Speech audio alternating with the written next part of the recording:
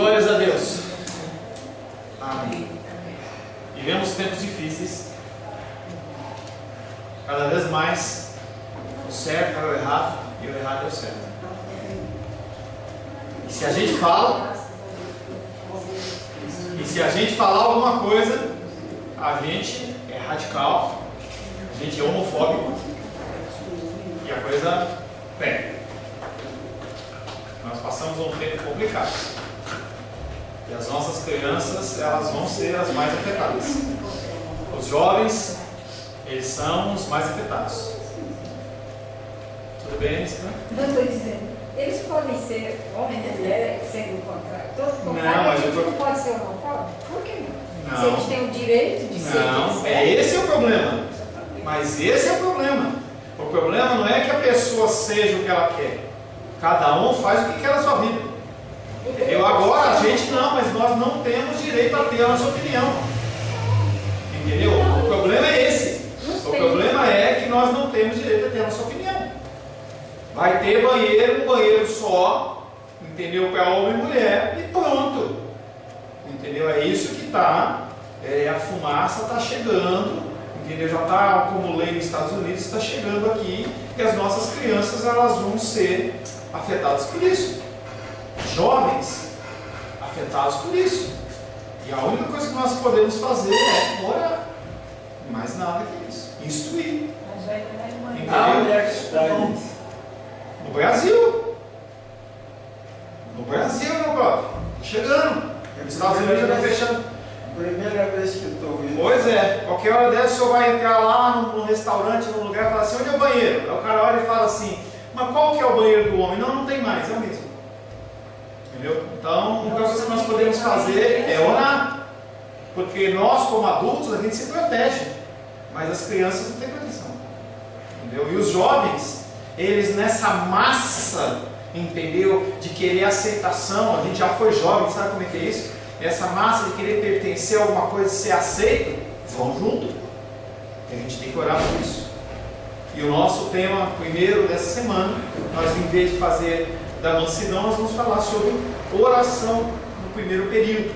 Fazendo um breve resumo da semana passada, nós falamos que a soberania de Deus deve influenciar a nossa atitude para a oração, devendo provocar em nós uma intensa vida de oração, de ação de graças, que é uma oração que nós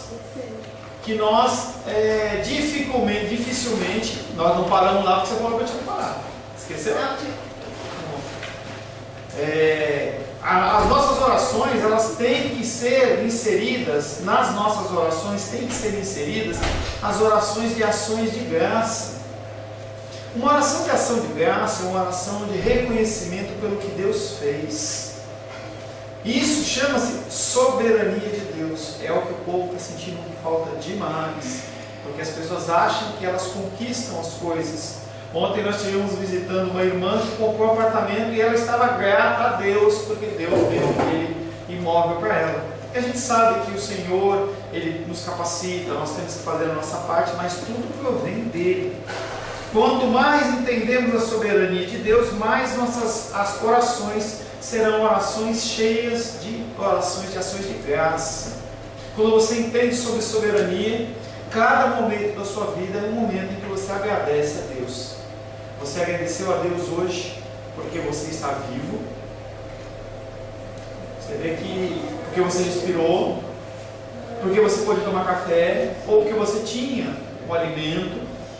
As pessoas elas começam a entender que as coisas elas começam a ficar de uma maneira mecânica. E isso é um problema, porque conforme o seu coração vai se endurecendo, não, pastor, isso não endurece. Você vai acostumando e achando que essas coisas são normais. Nós temos que agradecer pela vida das pessoas que estão vivas no nosso meio. Irmão Cláudio, 86 anos. Quantas pessoas hoje têm os seus pais com 86 anos? Poucos. Entendeu?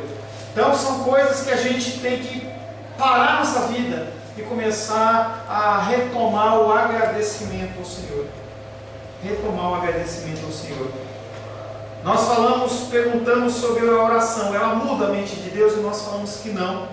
nós falamos que há coisas que Deus determinou desde toda a eternidade e essas coisas vão acontecer. A gente falou, deu até o exemplo de Jesus, da volta de Cristo. Se nós nos unirmos em oração por qualquer motivo e falarmos, Deus, não deixa Jesus Cristo voltar. E se for a hora de Jesus voltar, pode ser um cristão, 5 cristãos, 10, o mundo inteiro, de mão dada junto, não vai fazer diferença, porque é uma oração determinada por Deus.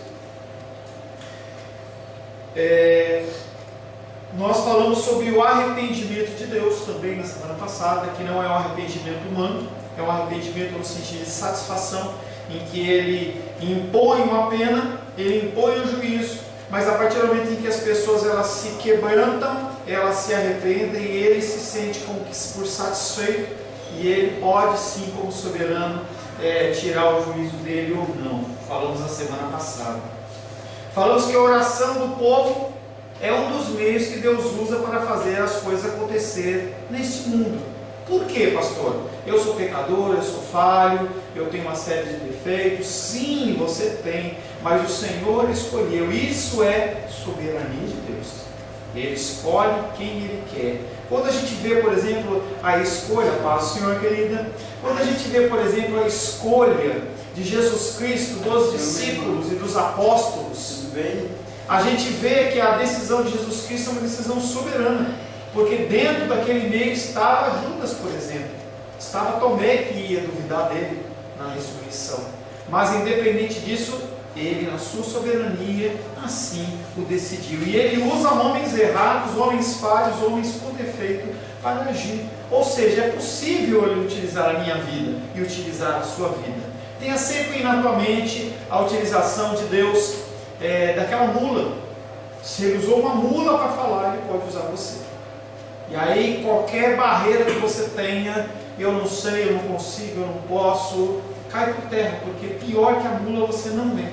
Então é sim possível Deus utilizar a sua vida. Basta você se colocar em campo como profeta, falar, eis-me aqui, envia-me a mim. Quando você faz esse tipo de oração, você mostra a Deus o seu desejo de servi-lo.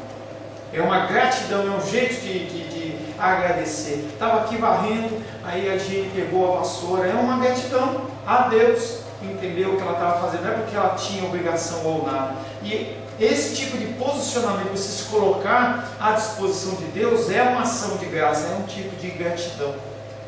E aí nós finalizamos na semana passada falando que é impossível saber quanto da história humana reflete intervenção direta de Deus, no sentido de direção, e quanto vem através de mim e de você.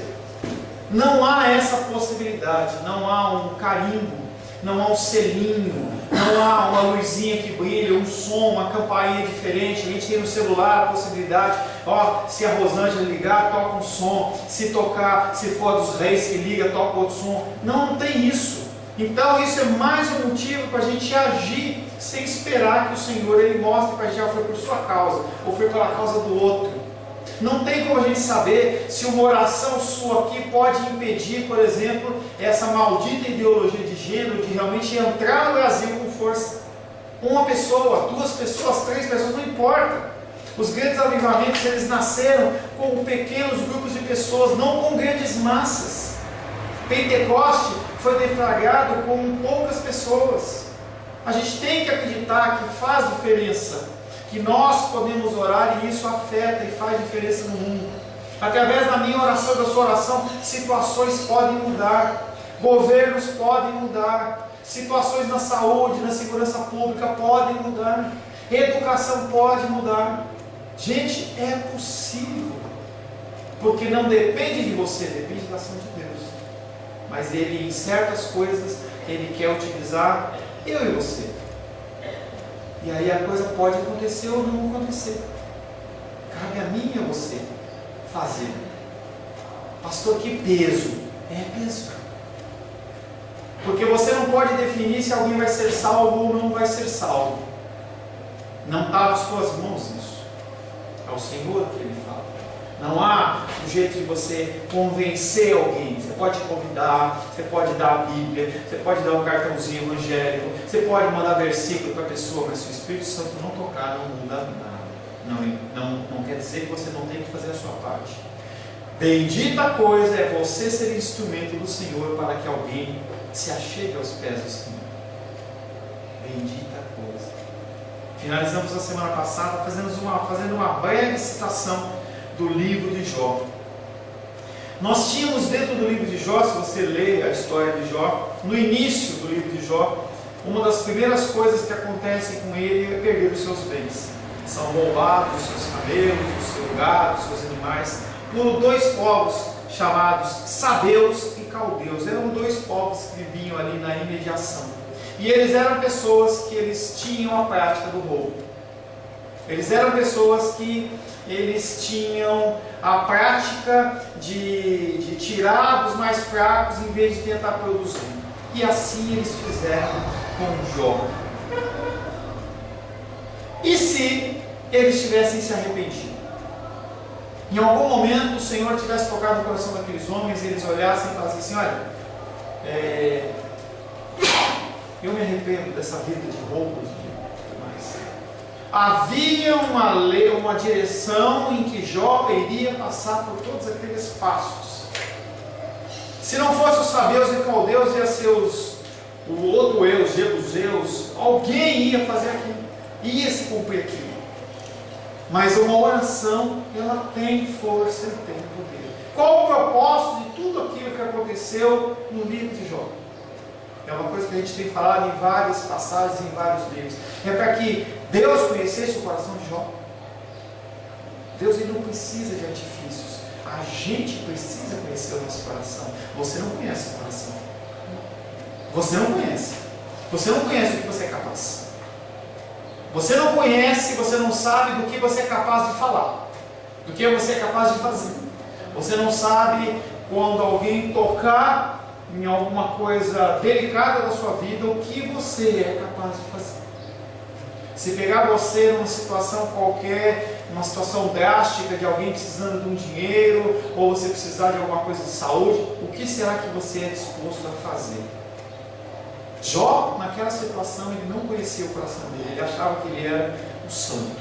Não há declarações que ele falou isso, mas Deus permitiu. E aquele homem foi sendo tentado, provavelmente eu e você caíamos logo nas primeiras tentações. Aquele homem foi resistindo até que chegou um momento em que ele amaldiçoou o Deus dele, a vida dele. Maldito o dia que eu nasci. E aí ele começa a contender com Deus porque ele não suporta mais. Aí Deus entra em cena. Ele fala para Jó, mostra para Jó onde está o coração de Jó. E aí Jó olha e fala para ele assim: Deus. Jó 42:5. Jó 42:5.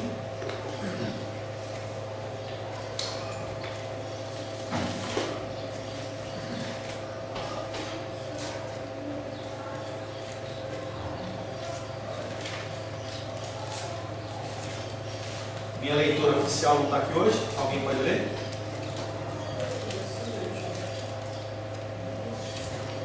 Pode ler aqui. Com o ouvir dos meus ouvidos, ouvi, mas agora te veem os meus olhos. Eu te conhecia só de ouvir, mas agora os meus olhos te veem, na minha versão. Ele percebeu que ele conhecia Deus só de ouvir falar. A grande maioria dos cristãos conhece Deus só de ouvir falar. Você vir na igreja é necessário, mas não é quem vai definir se você é cristão ou se você não é cristão. Ainda dentro de oração, você tem que entender que Deus ele permite liberdade dentro de limites. E dentro desses limites, a minha oração e a sua oração sim podem mudar as coisas. Nenhum ser humano teve um entendimento mais profundo da soberania de Deus do que quem foi a pessoa que teve mais intimidade com Deus? Não. Moisés. Jesus. Lembre-se que Jesus Cristo, ele foi o ser humano, porque ele era 100% homem, além de ser 100% Deus, que teve mais intimidade com Deus, mesmo estando, digamos assim, fisicamente afastados.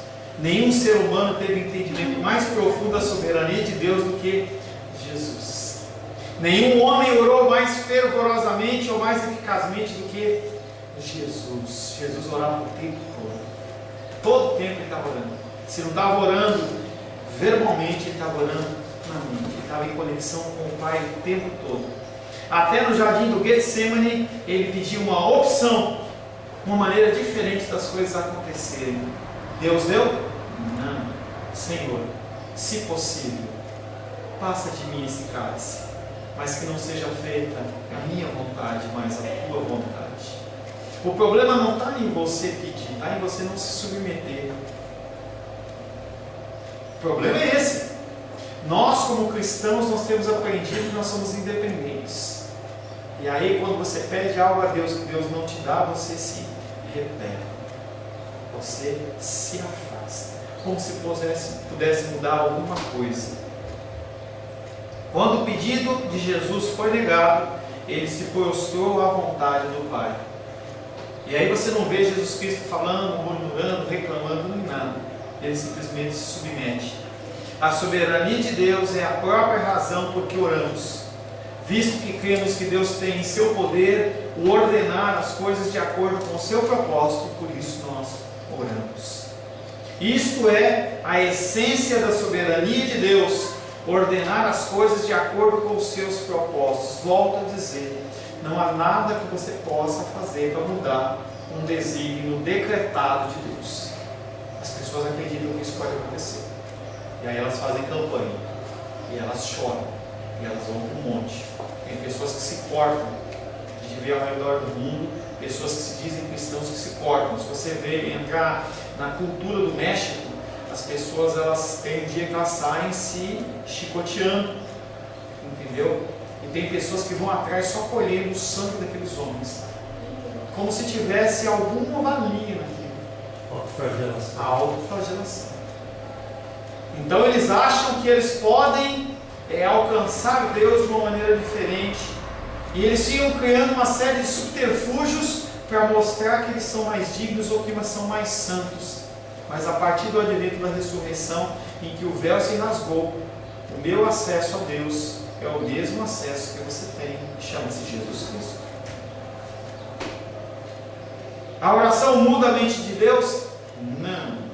A oração muda as coisas? Sim. Tiago 5,16. Tiago capítulo 5, verso 16.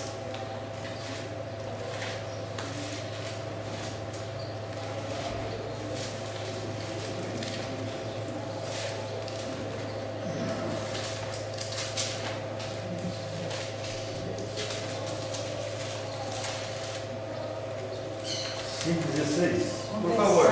Confessai, pois, os vossos pecados uns aos outros e orai uns pelos outros para seres curados. Muito pode, por sua eficácia, a súplica do justo. A oração muda as coisas? Sim. Quem está falando? É o pastor Paulo? Não. Deus, através do evangelista Tiago, do apóstolo Tiago, muito pode, por sua eficácia, a súplica do justo. Pastor, eu não sou justo. Fala de novo, não é mesmo. Mas você é justificado através de Cristo. O problema é que nós não somos esse tipo de justo, de justiça própria. Nós somos justificados por Deus. A oração, o que ela muda primeiro? Será que ela muda o outro? Ou ela muda você? A primeira coisa que a oração muda não é o outro, é você. A primeira coisa que a oração muda não é o outro, é você. Sou eu. As nossas orações mudam a nossa, o nosso jeito de ser, o nosso jeito de pensar. A primeira pessoa que é impactada pela oração é você, não sou eu. Quando eu pedi para o irmão Cláudio, ora pelos enfermos, a primeira pessoa que é beneficiada pela oração da enfermidade é o irmão Cláudio. Pastor, então eu quero orar também. Amém? Levante sua mãozinha e deixa eu orar. Nós temos que entender que a primeira coisa, eu vou ficar batendo nessa tecla porque isso ninguém nada na tua cabeça. A primeira coisa que muda no seu coração, a primeira coisa que muda a oração é o seu coração. A disposição. A oração muda mais frequentemente a impiedade e a dureza do seu coração. Teu coração ele para assim, falta de sem piedade. Porque nós olhamos para as pessoas e nós medimos a nossa santidade, o nosso jeito. E eu falei para vocês que tem uma pessoa que, não sei se cheguei a comentar, mas tem uma pessoa que eu parei de orar. Eu queria mesmo que Deus carregasse. Ô, pastor, você faz isso também, eu vou embora. E aí Deus me considerou e falou assim: ora, pede misericórdia para esse homem. Porque a gente tem que parar de medir as pessoas pelo padrão que a gente não vive. Você não vive, eu não vivo. E a mansidão hoje, eu deixei para a segunda, porque tem que ser a cereja do bolo. Você tem que entender que quando você olha para si mesmo, e você olha para o outro, você vê que você não merece, você merece muito pior do que as pessoas fizeram com você. Muito pior. O que é isso, pastor? Eu quero é colinho, eu quero... Não, querido, não é. A gente tem que olhar para as pessoas com piedade. A oração, se você se lembra, a primeira coisa que eu falei, oração, ela gera piedade no coração. Porque a gente começa a olhar para a situação da pessoa com outros olhos.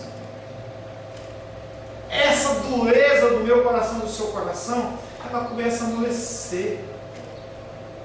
As pessoas, elas param de olhar para os outros como se eles fossem piores do que a gente. Nós somos piores do que ele. É a essência do cristianismo. Você olhar para as pessoas como se elas fossem melhores do que você. Porque quando você faz isso, você começa a exercitar e praticar isso, você começa a ver que você não merecia estar vivo. Você não merecia ter a família que você tem. Você não merecia ter a saúde que você tem. Você não merecia. E você vai vendo que sim, o outro merece uma oração sua. A oração, porque a oração muda mais frequentemente, é a impiedade e a dureza do nosso coração. Só isso seria razão suficiente para você orar. Uma razão egoísta, porque eu sei que quando eu oro, eu fico melhor. Deixa florescer esse senso egoísta seu, que as coisas são só para você, e começa a orar. Eu quero orar porque eu quero ficar melhor. Parece estranho, né? Mas é o que acontece. Quando nós oramos, nós somos os primeiros beneficiados. Em um sermão intitulado Deus Altíssimo que ouve orações, de um pastor chamado Jonathan Edwards, um pastor do meio do século, me foge a data de nascimento dele, 1700, né? Por aí, né? Entre ressurreição de Cristo e hoje, ele pregou esse sermão. Não lembro. Tá? E esse sermão chamou Deus Altíssimo que ouve orações. Ele apresentou duas razões, entre muitas que existem, porque Deus requer a oração. Primeiro, no que diz respeito a Deus, a oração é apenas um reconhecimento sensível da nossa dependência dele para a sua glória. Quando você ora, você reconhece que você é dependente, você não pode fazer nada. Você vai até certo ponto e dali para frente você não pode fazer nada. Nós instruímos os nossos filhos, em especial eu, a família do Sebastião com a Glenda, nós instruímos os nossos filhos, mas a partir do momento em que a gente coloca eles da porta da escola para dentro, a gente não sabe o que acontece. Você sabe, né? Nós não sabemos. Nós não sabemos o que acontece. E a gente pode simplesmente pedir para Deus cuidar. A gente só pode pedir para cuidar. Quando eu deixo a titia no apartamento dela lá, que ela entra no elevador e sobe, a única coisa que eu posso acreditar é que Deus vai cuidar. E eu não tenho câmera lá, sistema de câmera, de vigilância, nada. Entendeu? A única coisa que a gente pode fazer é acreditar. Então quando você ora, você está falando para Deus: Deus, eu dependo de você. Falo para vocês que todas as manhãs, quando eu venho ministrar para vocês e à noite eu oro e falo: Deus, me ensina, me capacita. Eu não tenho capacidade. Isso chama-se dependência. Como Ele fez todas as coisas para a sua glória, Deus também precisa ser glorificado e reconhecido por suas criaturas. E é isso que você é, uma criatura. É justo que Ele requeira isso daqueles que são objetos da sua misericórdia. Você tem recebido misericórdia de Deus? Sim ou não? Você tem recebido misericórdia de Deus? Será que se Deus ele tirar a mão da sua vida, Luiz, será que você suporta as suas dores e as suas dificuldades?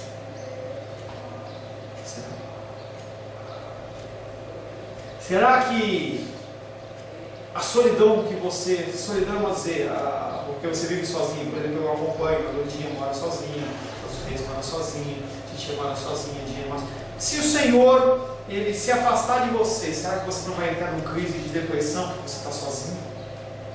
É a misericórdia de Deus.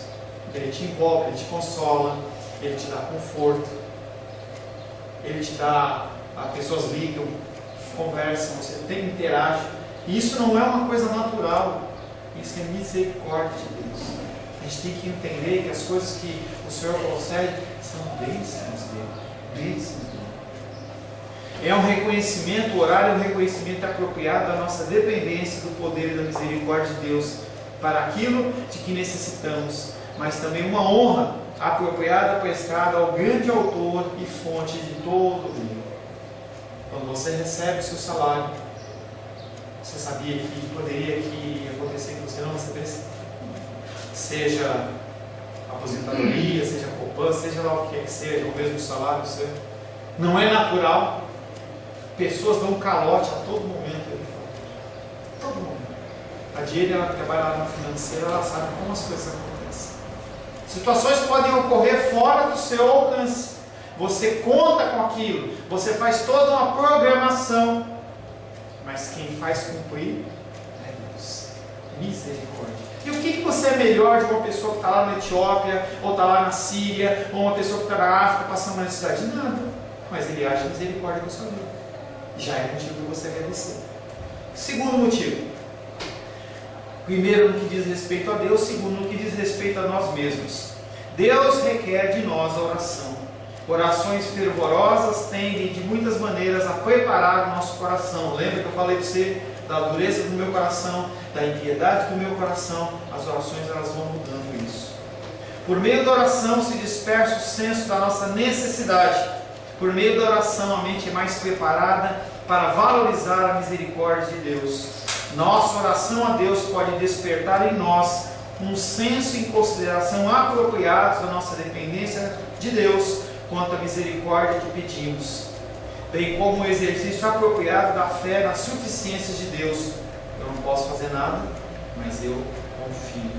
Tudo que Deus faz é primeiramente para a sua glória e em segundo lugar para o nosso benefício. Tenha sempre essa ordem na sua mente, porque quando você inverte a ordem, colocando, achando que é primeiro para o seu benefício, aí o seu cristianismo ele fica antropocêntrico, o homem no centro e não Deus. Primeiro Deus e depois você. Primeiro a glória de Deus e depois você. Jesus Cristo primeiro veio para cumprir a palavra e glorificar o nome de Deus e depois para te salvar. Nós estamos sempre em segundo plano. É a essência do cristianismo. Você está sempre em segundo plano. Você é sempre aquele que fica por último. Oramos porque Deus nos ordena orar, porque a oração o glorifica e porque ela nos beneficia. Jesus ele realizou muitos milagres no decorrer do seu ministério. Sim ou não? Sim. Ele andou sobre as águas. Ele transformava em vinho. Curou enfermos. Ressuscitou mortos. João 21, 25. Abre aí. Será que só os que estão na Bíblia foram os milagres de Jesus? João capítulo 21, verso 25.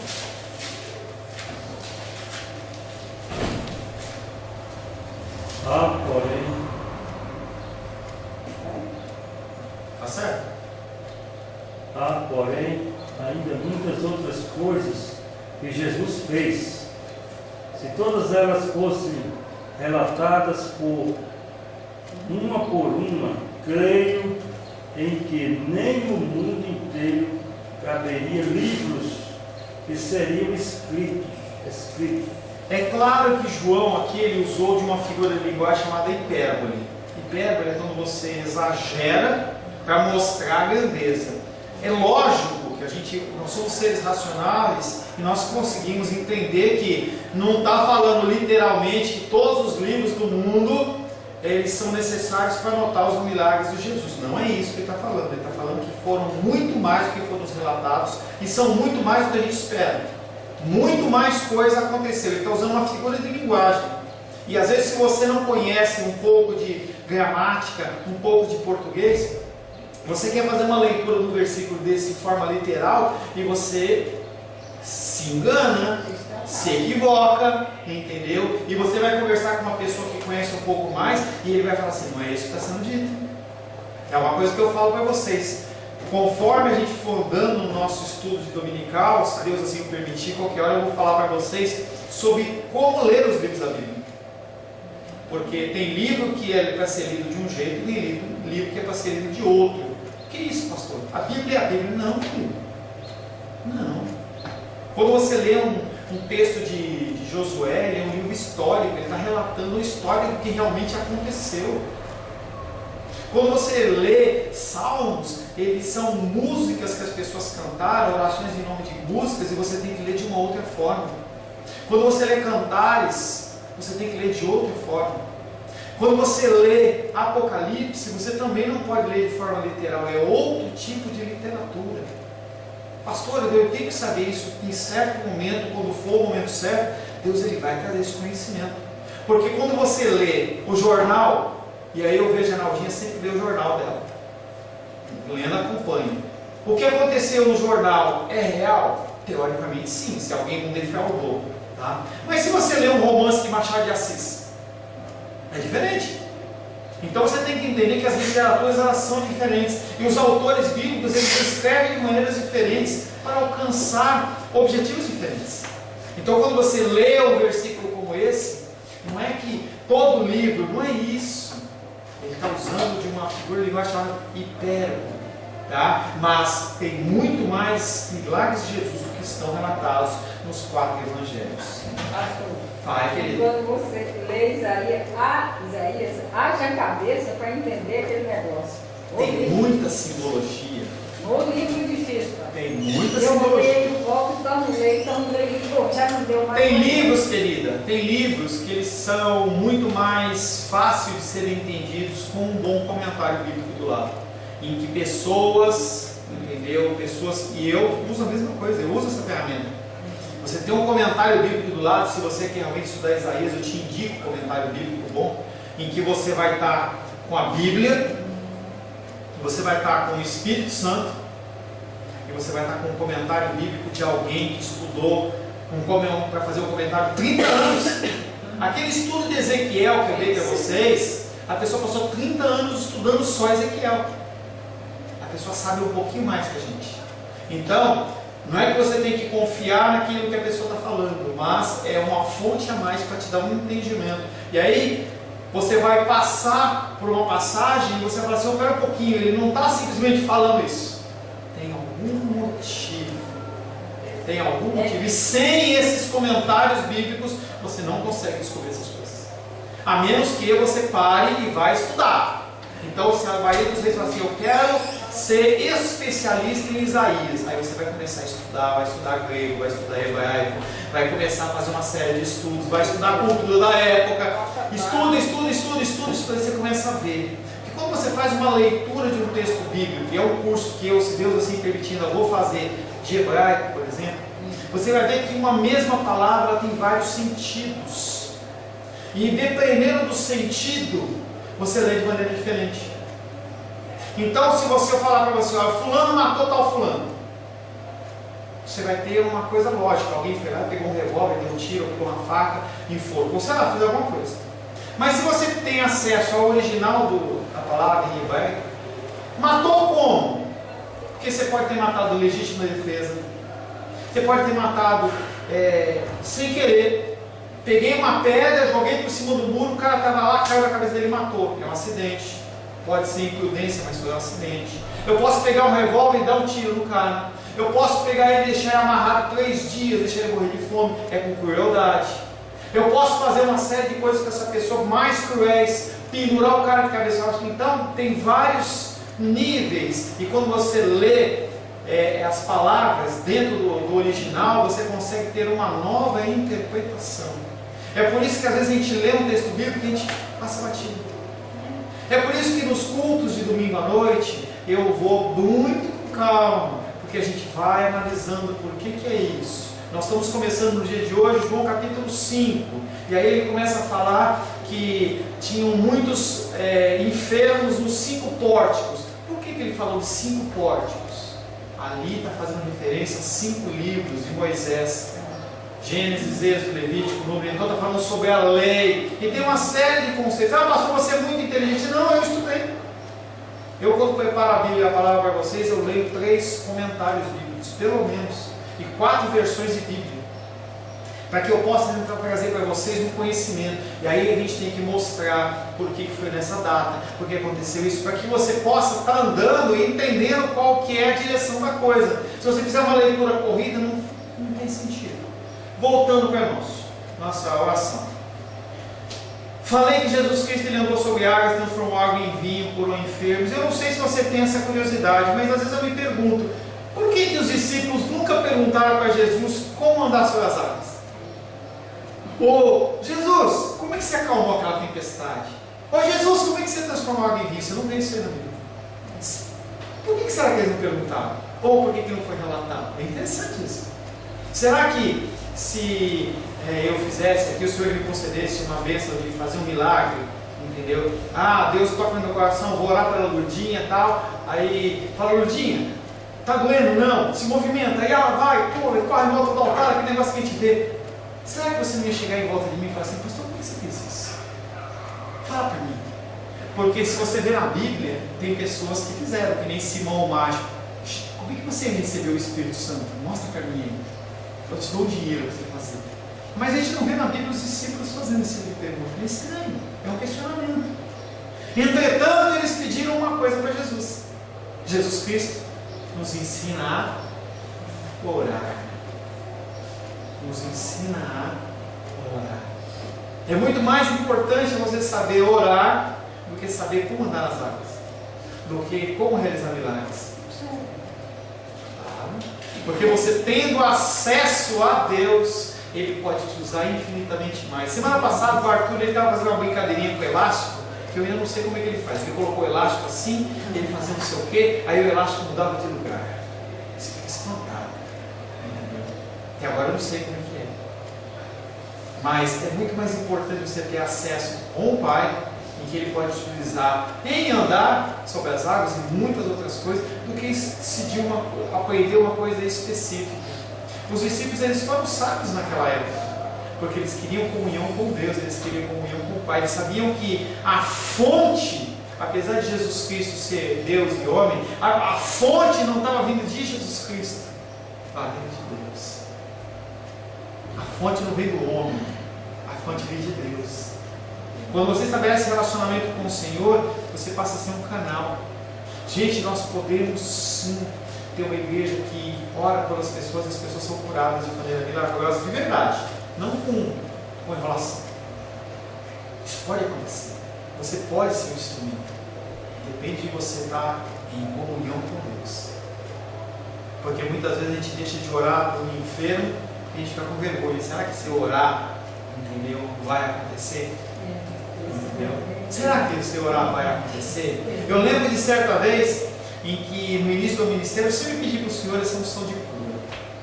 E eu tenho cada vez mais entendido de Deus que a minha unção de cura é muito mais uma unção de cura espiritual do que qualquer coisa.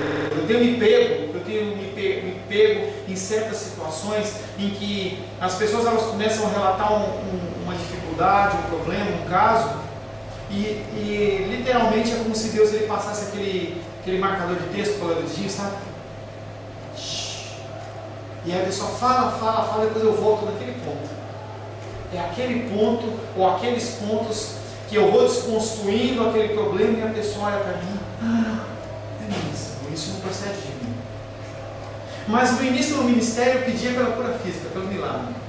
E eu lembro que a Luísa ainda era bebezinha, eu estava com ela no colo, no velório de uma criança, um bebezinho, um outro bebê. A Luísa devia ter 6 meses, aquela criança devia ter 1 mês ou 2 meses. Quase natimorto. E a voz falou no meu ouvido assim, Talita cumi. Que quer dizer na Bíblia, tem uma passagem de Jesus Cristo fala assim, menina, levanta. Estava morta. E aquela voz falou no meu ouvido e eu tremi. Porque eu falei assim, o quê? Esse povo todo com essa dor toda, aí eu vou chegar lá e falar assim, menina, levanta. Em nome de Jesus. E o medo? Não era medo de Deus, era medo de mim, de eu passar vergonha. Início de ministério. E aquela voz falou a segunda vez, Talita cumi. E eu apertei a Luísa. E aonde eu estava, eu comecei a ficar com medo, comecei a tremer e eu saí daquele ambiente. E a voz ainda falou a terceira vez, Talita cumi. O que teria acontecido com a minha vida ou meu ministério? Não sei. Eu sei que aquilo não foi emocional, eu sei que foi de Deus, mas eu não consegui reagir. Eu tenho certeza que no dia do juízo o Senhor vai falar comigo sobre isso.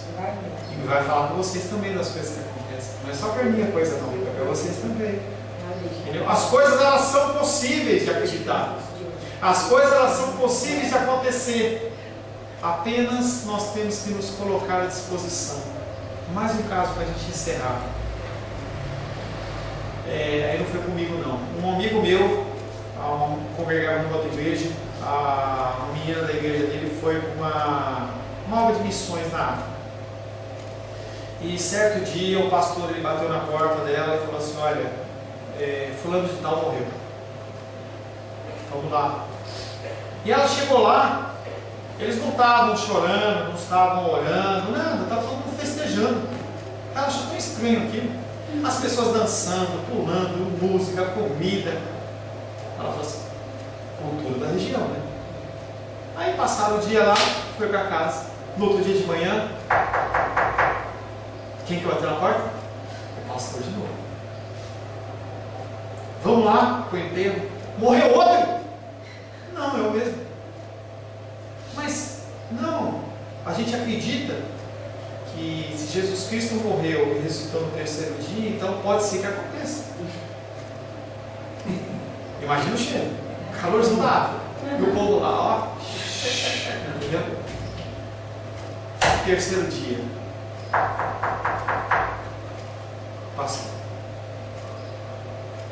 E a Gassami chegou lá. Quem estava dançando? O morto. Que é isso? Eu não vi. A pessoa que me relatou é uma pessoa séria. Entendeu? Toda vez que você fizer isso vai acontecer? Não. Você tem que entender que Deus ele é a segunda vontade dele. E há coisas que deixam de acontecer simplesmente porque eu e você não oramos. É muito legal, né? Eu falar da minha oração lá da Talita cumi, né? Mas na hora que eu coloco você na berlida, aí você fica assim, né? Porque, ó, as pessoas elas passam por muitas dificuldades e você simplesmente fica quietinho. Não, você tem que se colocar na cama, em falar, dar conselho, orar e se submeter a Deus.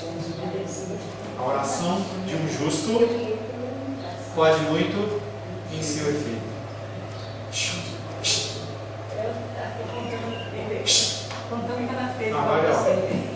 A oração de um justo pode muito no seu efeito. Você tem que entender que Deus ele te colocou aonde que Ele colocou, no trabalho onde você colocou, na família que Ele colocou, entre os amigos que Ele colocou, na escola que Ele colocou, o propósito não é em vão. Amém? Feche os olhos. Senhor, em nome de Jesus, queremos agradecer ao Senhor por esse primeiro período sobre a oração, Deus. Nós pedimos a Ti que o Senhor nos constranja mais e mais para que nós venhamos a cumprir o Teu propósito através das nossas vidas. Nós possamos nos colocar a campo e orar. Nós possamos acreditar que o Senhor sim é poderoso para fazer infinitamente mais do que podemos pedir, pensar ou imaginar. E queremos que crer também, Senhor, que o Senhor age segundo a Tua vontade, segundo o Teu querer, muitas vezes através de elementos humanos como eu e os meus irmãos e as minhas irmãs. Em nome de Jesus. Amém. Nosso intervalo? A paz seja convosco. Meu nome é Paulo César Eu sou pastor da Igreja Cristã Semente de Vida, aqui em Brasília, Distrito Federal. Me alegro que a palavra tenha te alcançado. A palavra faz isso. Ela alcança as pessoas aonde quer que elas estejam. E você foi agraciado com esta palavra. Não que eu tenha nada especial a te dizer. A palavra ela é suficiente e ela usa quem ela quer. E eu me alegro por ter sido um canal para poder te abençoar. Mas eu quero te dizer que não basta você ser um ouvinte. Não basta ser uma pessoa que se alegra quando você ouve a palavra de Deus. A vida ela é feita de decisões. Se você está ouvindo essa palavra hoje, eu creio que o Espírito Santo tem um propósito especial com você. Muito mais do que prosperidade, muito mais do que uma cura física, uma cura emocional ou espiritual, Ele quer te alcançar para a vida eterna. Nós investimos nosso tempo, nós investimos as nossas forças em coisas terrenas, mas o Senhor Ele tem muito mais a oferecer. Ele tem sim para você a cura, Ele tem sim para você a prosperidade, mas Ele tem muito mais que isso. Submeta-se a um Deus que Ele é capaz de mudar e transformar a sua vida por completo.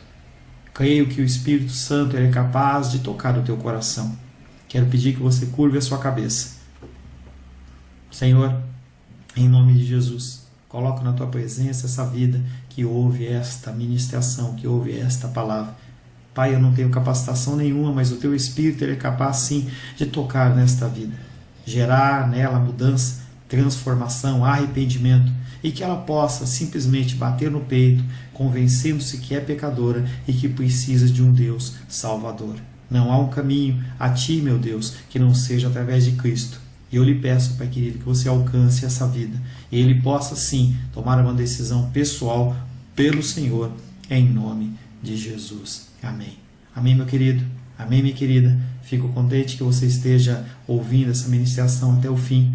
E peço que você não se limite a ouvir os cultos pela internet. Você procure perto da sua casa uma igreja, um lugar que proclame a palavra do Senhor. Eu oro para que o Espírito Santo te direcione nessa busca, porque muita coisa tem sido oferecida que não é o Evangelho. Eu abençoo a sua vida em nome de Jesus. Amém.